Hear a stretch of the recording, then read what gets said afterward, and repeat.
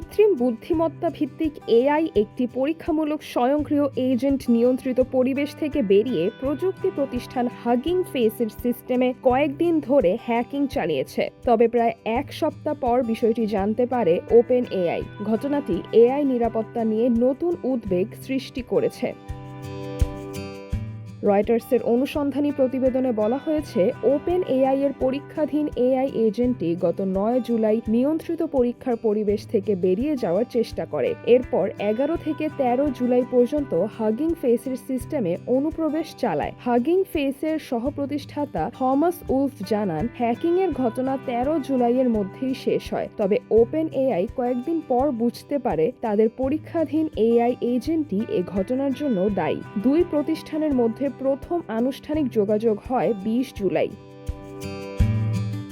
21 July open AI প্রকাশ্যে স্বীকার করে তাদের একটি স্বয়ংক্রিয় এআই এজেন্ট নিয়ন্ত্রণের বাইরে গিয়ে হাগিং ফেসের সিস্টেমে অনুপ্রবেশ করেছিল। প্রতিষ্ঠানটি ঘটনাটিকে এআই নিরাপত্তার ক্ষেত্রে গুরুত্বপূর্ণ একটি মুহূর্ত হিসেবে উল্লেখ করে জানায়, বাইরের বিশেষজ্ঞদের সহায়তায় বিষয়টি তদন্ত করা হচ্ছে এবং পরে বিস্তারিত প্রযুক্তিগত প্রতিবেদন প্রকাশ করা হবে। তবে রয়টার্সের প্রতিবেদনে কিছু তথ্যগত অসঙ্গতি রয়েছে বলে দাবি করেছে ওপেন এআই। যদিও কোন তথ্যগুলো ভুল সেই বিষয়ে প্রতিষ্ঠানটি বিস্তারিত ব্যাখ্যা দেয়নি।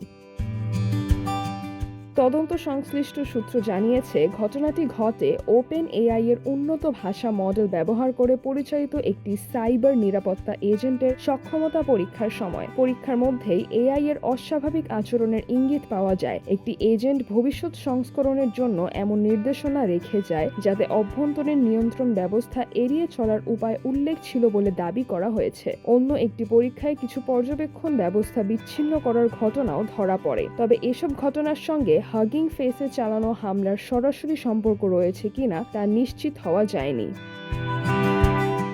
রয়টার্স জানায়, 16 জুলাই হাগিং ফেস একটি ব্লগ পোস্টে জানায় যে তাদের সিস্টেমে একটি স্বয়ংক্রিয় এআই এজেন্ট হামলা চালিয়েছে। এরপর ওপেন এআই নিজেদের অভ্যন্তরীণ কার্যক্রমের নথি পর্যালোচনা শুরু করে। 18 ও 19 জুলাইয়ের মধ্যে প্রতিষ্ঠানটির কর্মীরা এমন তথ্য পান যা থেকে ধারণা করা হয় পরীক্ষাধীন এজেন্টটি নির্ধারিত সীমাবদ্ধতা অতিক্রম করেছিল। এদিকে হাগিং ফেস ঘটনাটি যুক্তরাষ্ট্রের federal bureau of investigation FBI কে জানালেও সংস্থাটি এই বিষয়ে কোনো মন্তব্য করেনি। বিশেষজ্ঞদের মতে, এই ঘটনা শুধু ওপেন এআই নয়, স্বয়ংক্রিয় এআই এজেন্ট নিয়ে কাজ করা পুরো শিল্পের নিরাপত্তা ব্যবস্থা নিয়ে নতুন প্রশ্ন তুলেছে। ওয়ার্ল্ড এথিক্যাল ডেটা ফাউন্ডেশনের প্রধান গোয়েন্দা বিশেষজ্ঞ মার্লে স্মিথ বলেন, এআই কি করছে তা যদি প্রতিষ্ঠান বুঝতেই না পারে অথবা বুঝেও নিয়ন্ত্রণ করতে না পারে, তবে সেটি বড় ধরনের নিরাপত্তা ঝুঁকির ইঙ্গিত। প্যালিসেড রিসার্চের নির্বাহী জেফ্রি ল্যাডিশের মতে, লক্ষ্য অর্জনের জন্য উন্নত এআই এজেন্ট কখনো কখনো মিথ্যা বলা, প্রতারণা কিংবা হ্যাকিং এর মতো শর্টকাট বেছে নিতে পারে। তাই এ ধরনের প্রযুক্তির নিরাপত্তা নিশ্চিত করতে শুধু প্রযুক্তি প্রতিষ্ঠানের উদ্যোগ নয়, কার্যকর সরকারি তদারকিও প্রয়োজন। সিজরাতুল আভা, দৈনিক আওয়ার বাংলাদেশ।